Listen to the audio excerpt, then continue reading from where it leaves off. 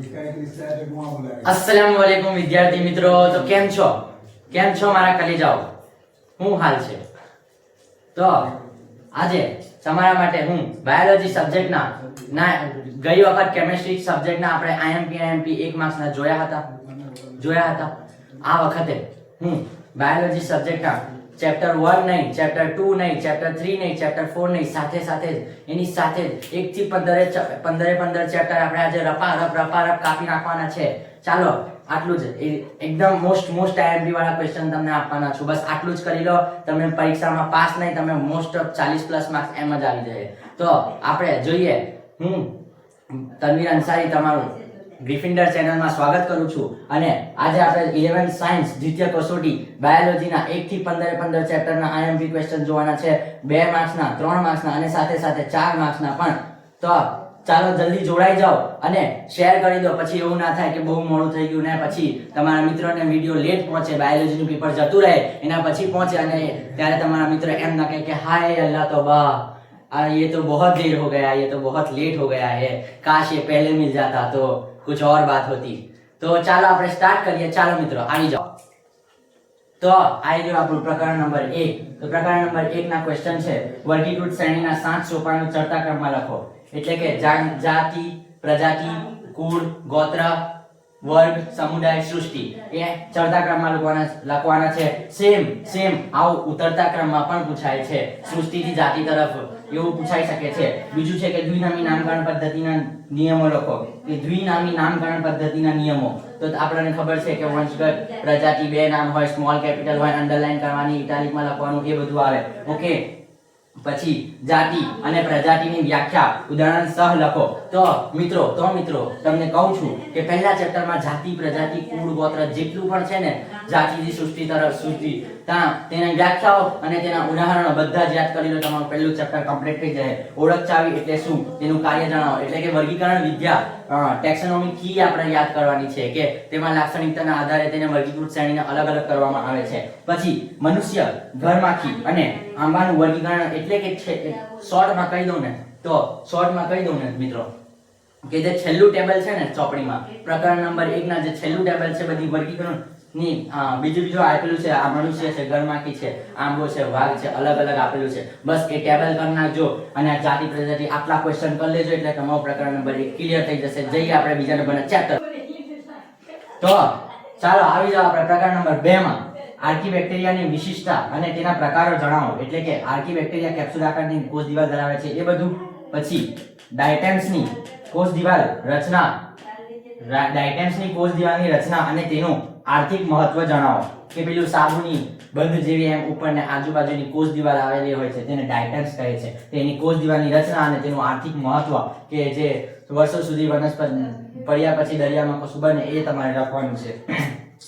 પછી છે ક્વેશ્ચન, પ્રજીવોના મુખ્ય 4 જૂથો ઉદાહરણ સાથે સમજાવો. પ્રજીવોના મુખ્ય 4 જૂથો એટલે અમીબાસમ, પ્રોટોઝોઅન્સ જે લખવાનું છે, અમીબાસમ, પક્ષમધારી કે કશાધારી સમ એવું બધું છે ને એને લખવાનું છે. એના 4 જૂથોને ઉદાહરણ સાથે લખવાનું છે. પેરામીશિયમ, અમીબા વાળા ઉદાહરણો છે જે. પછી વિટેકરની 5 સૃષ્ટિ વર્ગીકરણ પદ્ધતિના મુખ્ય આધારો. 5 સૃષ્ટિ વર્ગીકરણ પદ્ધતિ જે છે, મોનેરા, ફૂગ વગેરે છે, એના આધારો જોજો. કોષ્ટક જોજો. કોષ્ટકમાં ઉપર સૃષ્ટિ લખેલી છે કે મોનેરા, ફૂગ, વનસ્પતિ, પ્રાણી સૃષ્ટિ. એના બાજુમાં જે લખેલું છે ને કોષ દિવાલ, કોષ કેન્દ્ર, એ બધા એના આધારો છે. તો એના આધારો લખવાના અને કમ્પ્લીટ સમજાવી આપવાના. તો ચાલો આપણે આગળના ક્વેશ્ચન પર જઈએ. પ્રકરણ નંબર 2 ના હજુ છે ક્વેશ્ચન, એના આગળ જઈએ. ચાલો તો પિતરાઈ લોકો આપણે આ પ્રકરણ નંબર 2 ના હજુ વધારાના ક્વેશ્ચન, આટલું પ્રકરણ નંબર 2 માં આટલા ક્વેશ્ચન્સ કરી લીધા એટલે તમારું પ્રકરણ નંબર 2 કમ્પ્લીટ. એના પછી તમારે પ્રકરણ નંબર 2 ને બીજી વખત જોવાની જરૂર નથી. તો ફૂગમાં લિંગી પ્રજનનના 3 મુખ્ય તબક્કાઓ વર્ણવો. લિંગી પ્રજનનના 3 મુખ્ય તબક્કાઓ છે, અંડજન્યુક વાળા, એ લખવાના છે, એને સમજાવવાના છે. પછી આસ્કોમાઇટેસિસ અને બેસિડિયોમાઇસેટિસના ફૂગના લક્ષણો જણાવો. આસ્કોમાઇસેટિસ અને બેસિડિયોમાઇસેટિસ એટલે પફબોલ અને કોથળી ફૂગ તરીકે ઓળખાય છે, તેના લક્ષણો જણાવવાના છે. પછી લાઇકેન્સ એટલે શું, તેનું પર્યાવરણીય મહત્વ સમજાવો. લાઇકેન્સ એટલે લીલના સાથે જે સજીવ સંકળાય તેને લાઇકેન્સ કહે છે. પછી વિરોઇડ્સ અને પ્રાયોન્સના વચ્ચેનો તફાવત જણાવો. વિરોઇડ્સ અને પ્રાયોન્સ વચ્ચેનો તફાવત જણાવવાનો છે. તો ચાલો આટલા ક્વેશ્ચન્સ કરી લીધા એટલે તમારું પ્રકરણ નંબર 2 પૂરું. ને જો આગળના કરી લીધા એટલે પ્રકરણ નંબર 1 પ્રકરણ નંબર 2 તમારું કમ્પ્લીટ. હવે આપણે આગળ રપારપ ચાલીએ. ચાલો જઈએ આગળ. તો મિત્રાઈ લોકો કેટલાક લોકોએ મને સજેશન આપ્યું કે આપણે હવે પ્રકરણ નંબર 3 પર આવી ગયા છે. તો કેટલાક લોકો સજેશન આપે છે મને કે તનવીરભાઈ તમે આ બ્લેક બોર્ડ ને કાં તો સાઈઝમાં મોટો કરી લો કાં તો વ્હાઇટ બોર્ડ લઈ આવો તો વધારે થોડું અમને સમજ પડશે. તો એમના માટે એક વાત છે કે બહુ જલ્દ હું એ વ્હાઇટ બોર્ડનું પણ ઇંતજામ કરવાનો છું અને એ પણ લઈને આવીશ અને થોડું સાઈઝમાં પણ મોટો હશે ને ત્યાર સુધી તમે મારા સાથે ખાલી સાથ સહકાર આપો અને આ બ્લેક બોર્ડ નાનકડા બ્લેક બોર્ડ સાથે આપણે જોડાઈ રહીએ છીએ. અને ચાલો આપણે ચાલુ કરીએ, સ્ટાર્ટ કરીએ પ્રકરણ નંબર 3. તો પ્રકરણ નંબર 3 ના ક્વેશ્ચન છે કે લીલના આર્થિક ઉપયોગો જણાવો. લીલના આર્થિક ઉપયોગો એટલે કે જે અગર અગર પાવડર છે, જેલિડિયમ, ગ્રેસિલેરિયા અને ક્લોરેલા એક કોષીય છે જેમાંથી પૂરક આહાર તરીકે મળે છે અને કાર્બન ડાયોક્સાઇડ વગેરેનો જે ઉપયોગો છે લીલના એ આપણે જાણવાના છે. ત્યારબાદ હરિત લીલના લક્ષણો, તેમાં જોવા મળતી રંજક દ્રવ્યો જણાવો. હરિત લીલ તમને કહું છું કે જે 3 લીલ છે, ક્લોરોફાઇસી, ફિયોફાઇસી અને રોડોફાઇસી. હું શું કીધું? 3 લીલ છે, ક્લોરોફાઇસી, ફિયોફાઇસી અને રોડોફાઇસી. આ 3 તૈયાર કરી લેજો. લીલ તમારી કમ્પ્લીટ થઈ જશે. આ 3 ને તૈયાર કરી લો અને 3 ના તફાવત જોઈ લેવો તો તૈયાર. અને ત્યારબાદ જોવા મળે છે કે દ્વિઅંગી વનસ્પતિઓને વનસ્પતિ સૃષ્ટિના ઉભયજીવી કેમ કહેવાય છે? દ્વિઅંગી વનસ્પતિઓને વનસ્પતિના સૃષ્ટિના ઉભયજીવી કેમ કહેવાય છે? તો આ 2 માર્ક્સમાં ક્વેશ્ચન પૂછાય છે. મસ્ત સરસ મજાનો લખવાનું કે તે જમીન અને પાણી બંનેમાં ઉગી શકે છે, તેની લાક્ષણિકતાઓ લખવાની. એટલા માટે તે વનસ્પતિને જે છે એને ઉભયજીવી કહેવામાં આવે છે. પછી મોસના જીવન ચક્રમાં પ્રતંતુ અને પર્ણમય અવસ્થા સમજાવો. એટલે આપણને ખબર જ છે કે મોસ જે છે એના 2 અવસ્થાઓ હોય છે, એક પર્ણમય અને એક પ્રતંતુ. પ્રતંતુ લીલી શાખિત હોય છે, વસાહતી તંતુમય હોય છે, એટલા માટે એ અને પર્ણમય અવસ્થાઓ જોવાની જે પ્રતંતુમાંથી નિર્માણ પામે છે. હવે આપણે જઈએ પ્રકરણ નંબર 3 ના આગળના ક્વેશ્ચન. તો પ્રકરણ નંબર 3 ના આગળના ક્વેશ્ચન છે કે ત્રિઅંગી વનસ્પતિના સામાન્ય લક્ષણો અને તેના 4 વર્ગો જણાવો. ત્રિઅંગી વનસ્પતિના સામાન્ય લક્ષણો અને તેના 4 વર્ગો. ધ્યાનથી વાંચજો, છેલ્લે જ્યારે આ ફકરો ત્રિઅંગીનો પૂરો થાય છે ત્યારે સાયલોપ્સિડા કરીને 4 અલગ અલગ વર્ગો આપેલા છે. એ વર્ગો યાદ કરી લેજો. 1 માર્ક્સ માટે IMP છે. એ વર્ગો 1 માર્ક્સમાં પણ પૂછાઈ શકે છે. તો ત્રિઅંગી વનસ્પતિના સામાન્ય લક્ષણો અને તેના 4 વર્ગો. ત્યારબાદ અનાવૃત બીજધારી વનસ્પતિમાં નર અને માદા શંકુની રચના સમજાવો. નર એટલે લઘુ બીજાણુપર્ણ અને માદા એટલે મહાબીજાણુપર્ણ. મહાબીજાણુધારી ને ધારણ કરતાને માદા શંકુ કહે છે. લઘુ બીજાણુપર્ણ કે લઘુ બીજાણુધારીને નર શંકુ કહે છે. એના વિશે સમજાવવાની, એની રચના સમજાવવાની. તો એ ક્વેશ્ચન તમારો થઈ જશે. ત્યારબાદ સમબીજાણુ અને વિષમબીજાણુ ત્રિઅંગી વનસ્પતિને તફાવત આપો. સમબીજાણુ અને વિષમબીજાણુ ત્રિઅંગી વનસ્પતિને તફાવત આપો. સમબીજાણુ અને વિષમબીજાણુ છે જે સરખા છે. સમબીજાણુ એટલે કદમાં સરખા, વિષમબીજાણુ એટલે કદમાં એક સમાન નથી હોતા. તેને સમબીજાણુના બંને પ્રકાર લખવાના. કદમાં અસરખા, ચલિત, કદમાં અસરખા પરંતુ અચલિત, એ બંને લખવાના. વિષમબીજાણુના લખવાના ને તેના બધાના ઉદાહરણો લખવાના. એટલે તમારો ક્વેશ્ચન થઈ જશે. ઓકે, ચાલો આપણે જઈએ 4થા નંબરના ક્વેશ્ચન पे. તો વિદ્યાર્થી લોકો પ્રકરણ નંબર 4 પર આપણે આવી ગયા છે. આપણે 3 પ્રકરણ ક્લિયર કરી ચૂક્યા છે. તો પ્રકરણ નંબર 4 ના IMP આપતા પહેલા તમને હું કહું તો કે કેવું તૈયાર છે એક્ઝામ માટે? જો તૈયાર હોય તો કમેન્ટમાં જણાવી દો કે યસ તનવીરભાઈ અમે તૈયાર છે. આ IMP ક્વેશ્ચન્સ કરી દો ફટાફટ અને તમારું +40+ માર્ક્સ પાક્કા છે મારા તરફથી. તો ચાલો આપણે પ્રકરણ નંબર 4 પર આવી જઈએ કે ક્વેશ્ચન છે કે અર્ય અને સમમિતિ વચ્ચેનો તફાવત આકૃતિસર સમજાવો. 1 મિનિટનો ક્વેશ્ચન જોઈ લો કે 1 મિનિટ વિચારી લોકો, કદાચ ક્વેશ્ચનમાં કોઈ ભૂલ હોય તો. હા, ક્વેશ્ચનમાં ભૂલ છે. જેમ કે મેં તમને કીધું કે અર્ય અને દ્વિપાર્શ્વ સમમિતિ વચ્ચે તફાવત આકૃતિસર સમજાવો. અહીં આવશે દ્વિપાર્શ્વ.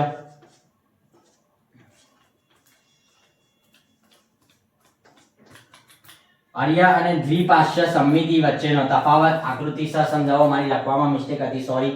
કે અર્ય અને દ્વિપાર્શ્વ સમમિતિ.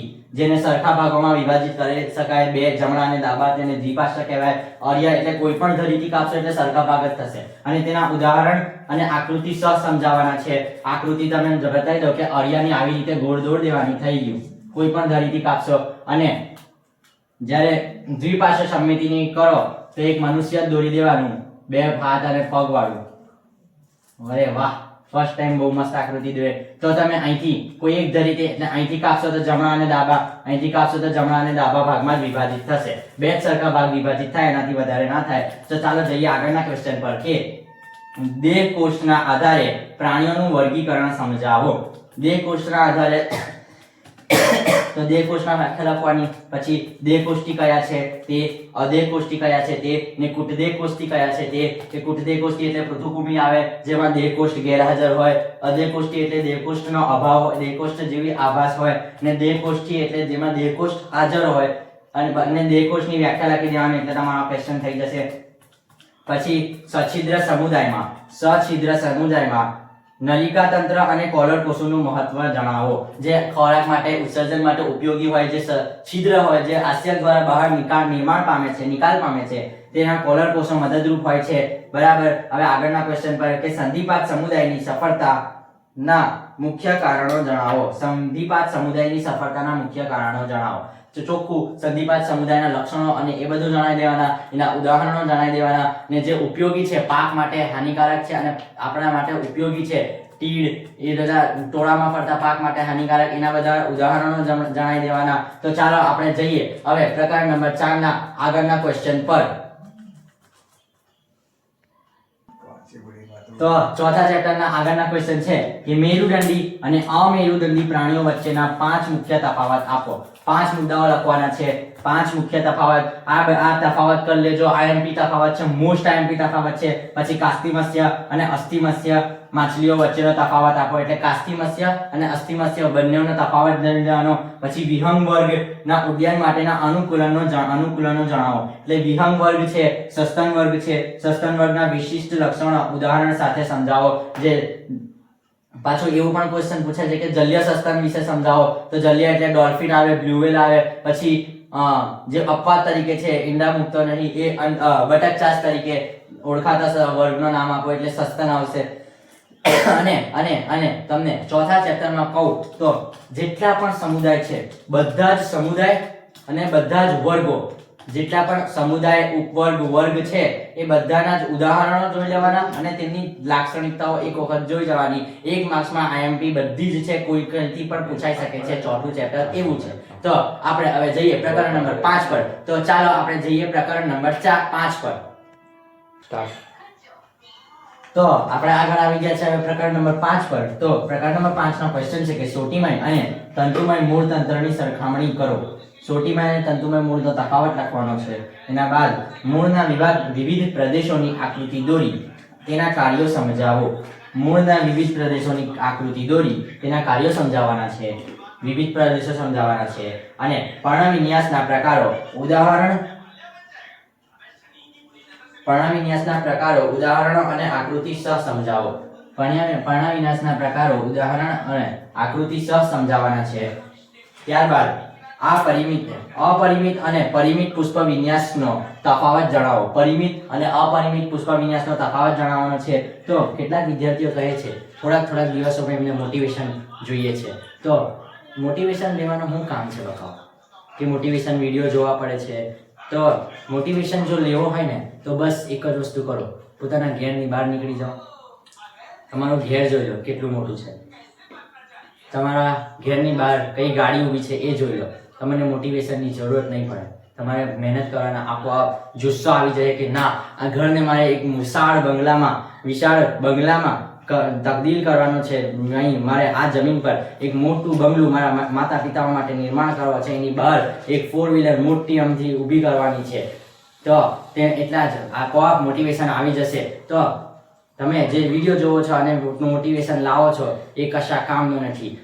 જુસ્સો પોતે અંદર આત્મવિશ્વાસ હોવો જોઈએ. તો ચાલો આ આત્મવિશ્વાસને લઈને આપણે જઈએ ચેપ્ટર નંબર 6 ના, હજુ ચેપ્ટર નંબર 5 ના ક્વેશ્ચનો બાકી છે, એના પર જઈએ. ચાલો, તો આવી ગયા છે આ ચેપ્ટર નંબર 5 ના આગળના ક્વેશ્ચન પર કે પુષ્પમાં બીજાશયના સ્થાનને આધારે તેના પ્રકારો સમજાવો. બીજાશયના ઉચ્ચસ્થ, અર્ધસ્થ અને અધસ્થ બીજાશયનું સ્થાન છે અને એના આધારે આપણે અલગ અલગ પ્રકારો આધારે તેના પ્રકારો સમજાવવાના છે અને પ્રકારો લખો ત્યારે ખાસ ઉદાહરણો નથી ભૂલવાના, ઉદાહરણો પણ જરૂર લખવાના છે. ત્યારબાદ કલિકાંતર વિન્યાસના 4 પ્રકારો, આકૃતિ સહ સમજાવો. આકૃતિઓ 5મા ચેપ્ટરની જેટલી પણ હોય ને એ બધી જ કરી નાખવાની. આકૃતિ 1 માર્ક્સમાં પણ પૂછાઈ શકે છે. ત્યારબાદ જરાયુ વિન્યાસ એટલે શું તેના પ્રકારો વર્ણવો. જરાયુ વિન્યાસ એટલે શું તેના પ્રકારો વર્ણવો. ત્યારબાદ ફળના ભાગો સમજાવીને કેરીના ફળની રચના સમજાવો. કેરીના ફળની રચના સમજાવવાની છે અને ફળના અલગ અલગ ભાગો આપણે વિશે સમજાવવાનું છે. ત્યારબાદ છેલ્લો છે એક ટોપિક 5મા ચેપ્ટરમાં કે સોલેનેસી કુળના પુષ્પીય લક્ષણો, પુષ્પસૂત્ર અને પુષ્પાકૃતિ દોરો. ને એવું પણ પૂછાઈ શકે છે કે સોલેનેસી કુળના આર્થિક મહત્વ, આર્થિક ઉપયોગો વિશે સમજાવો. તો એ ક્વેશ્ચન પણ કરી લેજો. જો તમે આટલું કરી લીધા, જો તમે આટલા ક્વેશ્ચન્સ કરી લીધા તો તમારા 5 માર્ક્સ 5 ચેપ્ટર કમ્પ્લીટ છે. ચાલો જઈએ આપણે ચેપ્ટર નંબર 6 પર. તો વિદ્યાર્થી મિત્રો આપણે આવી ગયા છે પ્રકરણ નંબર 6. હવે પ્રકરણ 5 આપણું 5 ચેપ્ટર આપણા પૂરા થઈ ચૂક્યા છે. તો ચાલો ફટાફટ આપણે 6ઠા અને 7મો અને એમ કરીને 15 ચેપ્ટર સુધી રપારપ ફટાફટ થઈ જઈએ આઈએમપી વાળા. તો પ્રકરણ નંબર 6, એકદળી અને દ્વિદળી પ્રકારની અંતસ્થ રચનાનો તફાવત આપો. તો એકદળી અને દ્વિદળી પ્રકાર તૈયાર કરી લેજો અને એની અંતસ્થ રચના જે છે અધિસ્તર ને બાહ્યસ્તર વગેરે તેની તફાવત આપવાની છે. ત્યારબાદ અધિસ્તરીય પેશીતંત્ર પેશીતંત્રમાં વાયુરંધ્રની રચના સમજાવો. અધિસ્તરીય પેશીતંત્ર છે તેમાં વાયુરંધ્રની રચના સમજાવવાની છે. પછી પૃષ્ઠવંશીય પર્ણની આંતરિક રચના આકૃતિ સહ સમજાવો. તમે કમેન્ટમાં જણાવજો પૃષ્ઠવંશીય એટલે કયો. પૃષ્ઠવંશીય પર્ણ એટલે એકદળી કાં તો શું આવશે દ્વિદળી. તમે કમેન્ટમાં મને જણાવજો કે પૃષ્ઠવંશીય એટલે એકદળી આવે કે દ્વિદળી. ત્યારબાદ આગળ વધીએ કે દ્વિદળી મૂળ અને એકદળી મૂળની રચનાની સરખામણી કરો. એટલે દ્વિદળી મૂળ અને એકદળી મૂળના વચ્ચેના તફાવત આપવાનું છે. તો આ ચેપ્ટરમાં મૂળ, પ્રકાંડ અને પર્ણ અને આગળ જે વાયુરંધ્ર અને વાયુપુલો છે એ બધું કરી નાખો એટલે તમારો પ્રકરણ નંબર 6 ક્લિયર થઈ જશે. ચાલો આપણે જઈએ પ્રકરણ નંબર 7 પર. તો ચાલો આવી ગયા છે આપણે પ્રકરણ નંબર 7 પર. પ્રકરણ નંબર 7 દેડકા વાળો ચેપ્ટર. તો દેડકા વાળા ચેપ્ટરમાં દેડકાનું પાચન તંત્ર, દેડકાનું શ્વસન તંત્ર અને દેડકામાં થતું ઉત્સર્જન તંત્ર અને નર અને માદા પ્રજનન તંત્ર એ સમજાવવાનું છે. એટલે કે દેડકામાં પાચન તંત્ર સમજાવો, દેડકામાં શ્વસન તંત્રની ક્રિયાવિધિ સમજાવો, દેડકામાં થતું ઉત્સર્જન સમજાવો, દેડકામાં નર અને માદા પ્રજનન તંત્ર સમજાવો. મોસ્ટ આઈએમપી દેડકામાં ઉત્સર્જન અને બંને નર અને બંને માદામાં પ્રજનન તંત્ર શીખી જાઓ, વાંચી જાઓ, પાચન તંત્ર વાંચી જાઓ, શ્વસન તંત્ર વાંચી જાઓ. સાથે હજુ એક આઈએમપી ક્વેશ્ચન કે ચેતાતંત્ર અને સંવેદી અંગો. ચેતાતંત્ર અને સંવેદી અંગો એ પણ વાંચી જજો. સંવેદી અંગો 1 માર્ક્સમાં પૂછાઈ શકે છે, આઈએમપી છે એ પણ. તો ચાલો આપણે આવી જઈએ 8મા નંબરના ચેપ્ટર પર. તો વિદ્યાર્થી મિત્રો આપણે ફટાફટ રપારપ પૂરા કરતા 7 ચેપ્ટર એમ પૂરા કરી દીધા છે. તો હવે આગળ આપણે ચેપ્ટર નંબર 8 સ્ટાર્ટ કરીએ. તો ચેપ્ટર નંબર 8 ના ક્વેશ્ચનો છે કે કોષવાદના મુખ્ય મુદ્દાઓ જણાવો. કે કોષવાદ એટલે સેલ થિયરીના બધા જ રોબર્ટ બ્રાઉન કયા વૈજ્ઞાનિકે કયા શોધ કરી હતી એ બધું જ તમે કરી લેજો. તો તમારે એમાંથી 1 માર્ક્સના પણ પૂછાઈ શકે છે અને ક્વેશ્ચન પણ પૂછાય છે. ત્યારબાદ આદિકોષ કેન્દ્રી કોષ અને સુકોષ કેન્દ્રી કોષ વચ્ચેનો તફાવત. એટલે આદિકોષ કેન્દ્રીય ને સુકોષ કેન્દ્રીય એની ગોઠવણી 50+30 વાળી એ બધું તફાવત સ્વરૂપે યાદ કરી લેજો. ત્યારબાદ કોષરસ પટલનું ફ્લુઇડ મોઝેક મોડેલ આકૃતિ સહ સમજાવો. કોષરસ પટલનું ફ્લુઇડ મોઝેક મોડેલ આકૃતિ સહ જણાવવાનું છે. ત્યારબાદ અંતઃકોષરસ જાળના કાર્યો જણાવો. અંતઃકોષરસ જાળના આરઈઆર, એસઈઆર વગેરે. ત્યારબાદ ગોલ્ગી પ્રસાધનની રચના અને તેનું મહત્વ. જ્યારે ગોલ્ગી પ્રસાધનની રચના અને તેનું મહત્વ કે કેવી રીતે છે, રકાબી આકારની એમ. ત્યારબાદ કયા વૈજ્ઞાનિકે ગોલ્ગી નામના વૈજ્ઞાનિકે શોધ કરી હતી. તો આમ જ આપણે આગળ વધતા આગળ વધીએ. તો આગળના ક્વેશ્ચનો છે કે લાઇસોસોમ્સને આત્મઘાતી કોથળી એટલે સુસાઇડ કોથળી કેમ કહેવામાં આવે છે.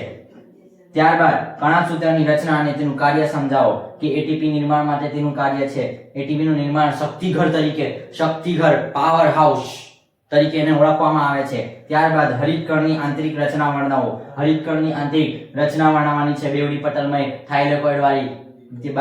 ત્યારબાદ પક્ષમાં અને કશાની આંતરિક રચના સમજાવો. પક્ષમાં અને કશાની 9+2 વાળી કઈ 9+2 વાળી રચના આપણે સમજાવવાની છે. ત્યારબાદ કોષ કેન્દ્રના ભાગો વિશે, કોષ કેન્દ્રિકા, રંગસૂત્રો વગેરે વગેરે કોષ કેન્દ્રના ભાગો છે તેના ભાગો વિશે સમજાવવાનું છે, માહિતી આપવાની છે. એમ આપણે આગળ વધીએ ચેપ્ટર નંબર 9 પર આવીએ.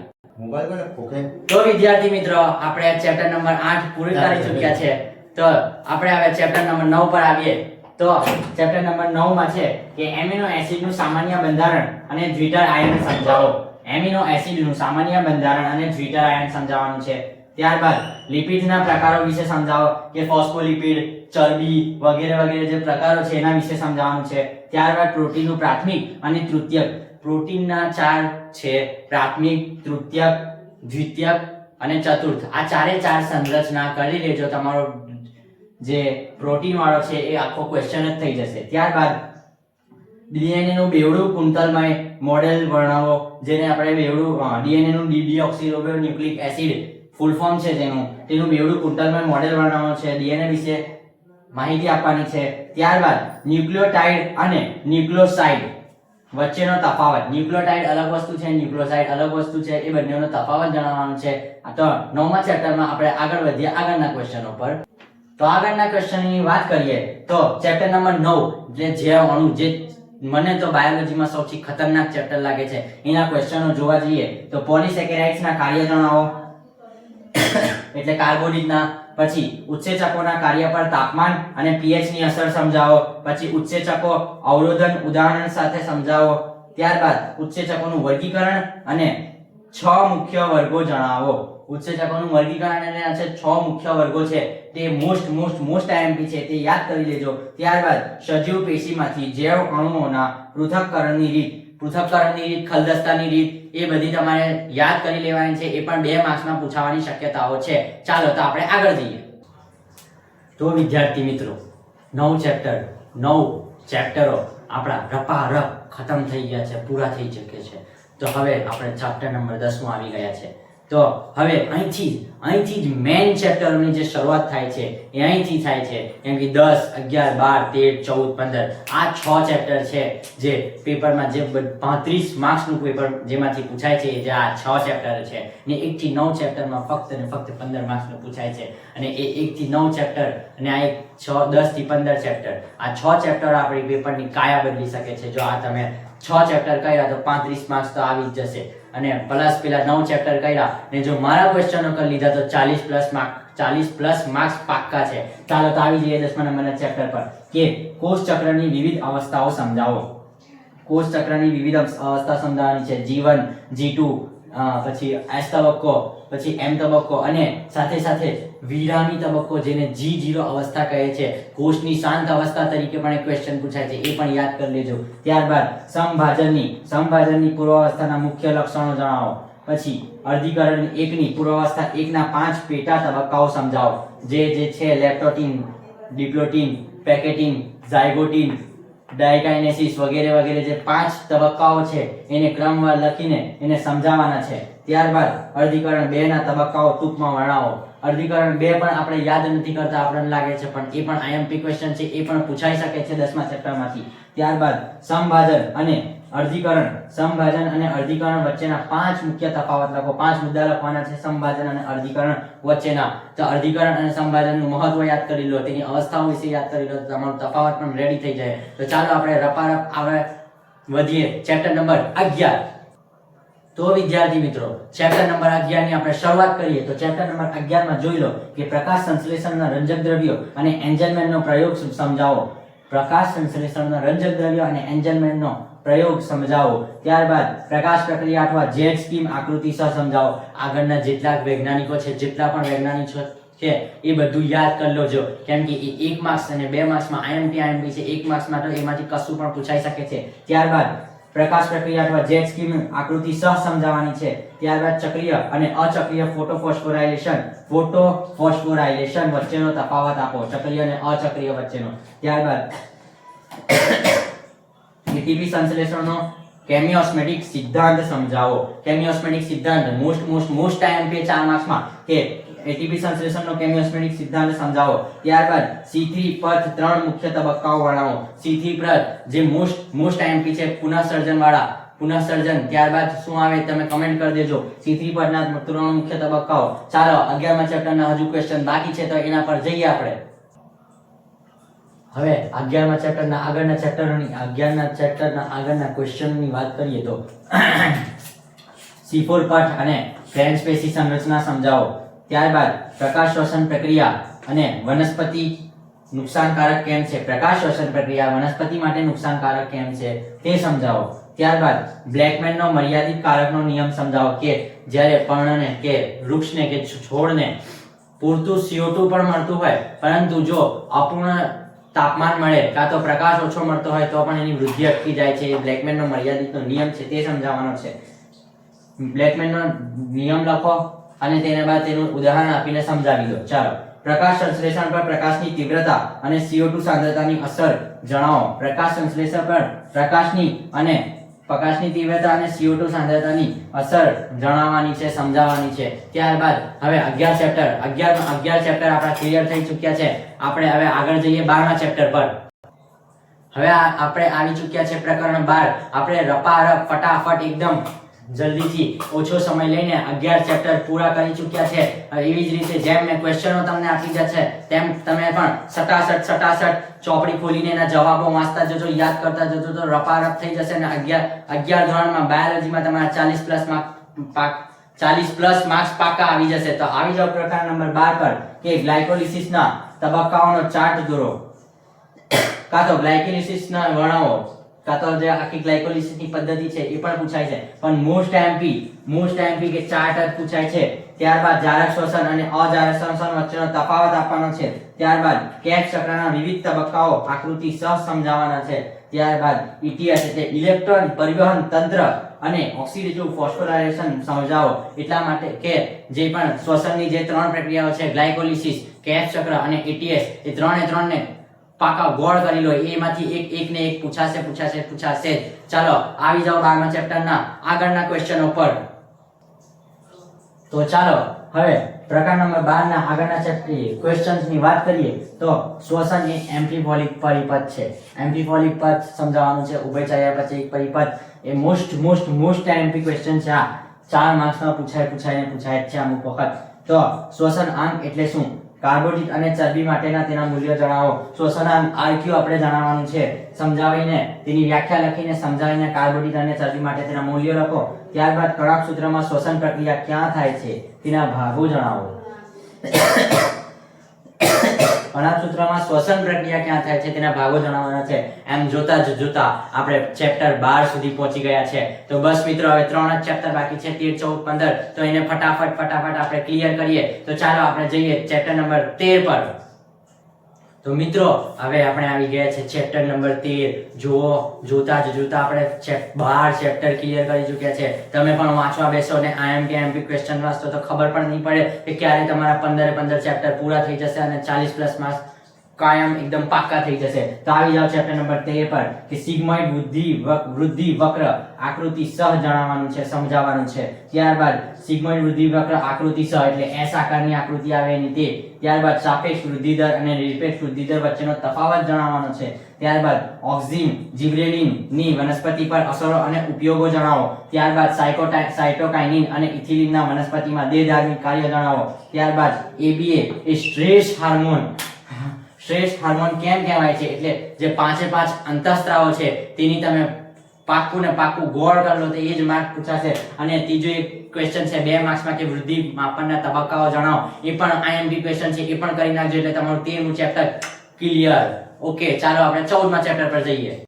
તો વિદ્યાર્થી મિત્રો આપણે 13 ચેપ્ટર રપારપ ખતમ પૂરા કરી ચૂક્યા છે. હવે 2 ચેપ્ટર બાકી છે, માત્ર 2 ચેપ્ટર.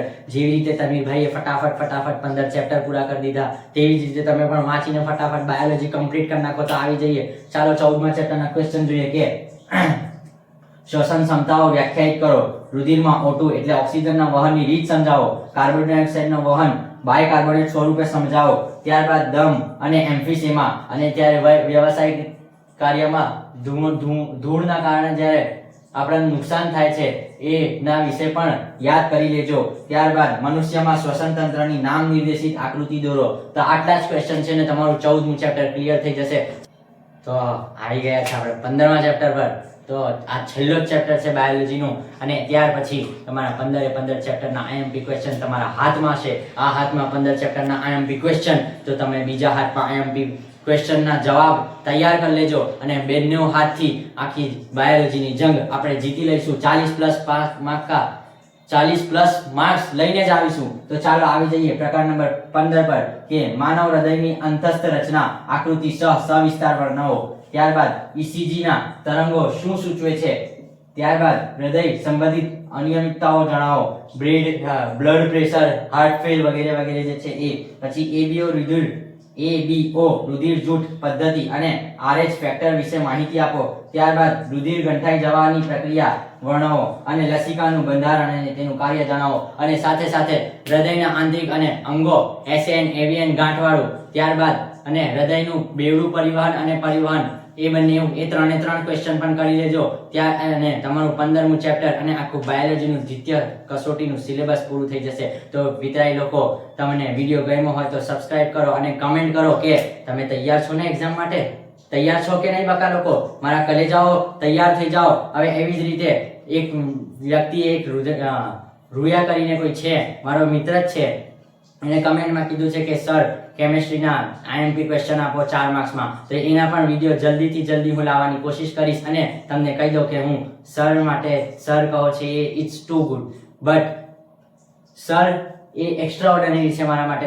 હું તો તમારો પિતરાય છું, તનવીરભાઈ તરીકે કહો, અને ચેનલ મારી ગ્રીફિન્ડર ચેનલને સબસ્ક્રાઇબ કરો, અને સાથે સાથે આ કેમેરામેન એટલે કે મારો ભાઈ સમીરને પણ સાથ સહકાર આપો, કેમ કે એ પણ ઘણો થાકે છે મારા સાથે. તમે અહીં જોઈ શકો છો કે ઘડિયાળમાં કે જ્યારે હું સ્ટાર્ટ કરું છું અને અંતમાં મારો કેટલો ટાઈમ થઈ જાય છે, મારા કેટલા કલાકની વિડીયો થાય છે. તો પિતરાઈ લોકો, ચેનલને સબસ્ક્રાઇબ કરો અને વિડીયોને લાઈક કરો અને કમેન્ટ કરો, અને આગળ વધારે ને વધારે શેર કરો, જેના પહેલા મોડું ના થઈ જાય. ચાલો મળીએ.